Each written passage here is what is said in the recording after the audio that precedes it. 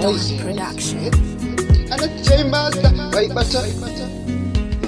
waitoni wachisa, waindisa kukupenzira zira kukupenzira mulaifi mako, waitoni baisa, waitoni isa kukupenzira mulaifi mako, iko zino wazondona, tabudirira wakutenda kutenditsoma, wazonjiwona, tabudirira wakutenditera, wakutenditsoma, wakutenditsotsonya, wona dine mula, waitoni baisa, waitoni isa kwekupenzira, waindisa kwekupenzira mulaifi mako, bati iko zino wafunditera zako iwe andide ndakatozviona kuti pepe aundine waitoti baisa ndisamwari dzako uchitoti ndakatakwa ndakasara zaita kunyepera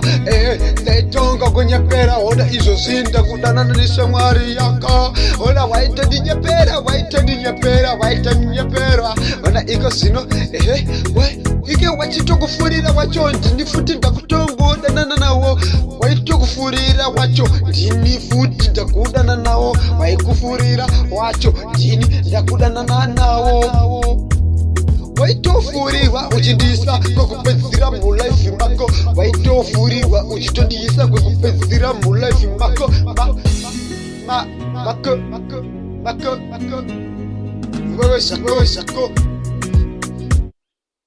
audaro waitondisa kwekupedzira waitondita kwekupedzira waitondisa kwekupedzira mulaifi mako ako zvako ndati ndingakukudi moyo wacho andi wako waitondeisa kwekupedzira mulaifi mako kondingazokudini moyo wacho iwo futi uri wako kuzotambisa wangu aufa wadi wakutambisa wangu sanje pekundida usanye pekundida iwe uchiziva futi kuti aundide iwe uchiziya kuti automundida sanye pekundida usanye pekundida undida uchiziya aundide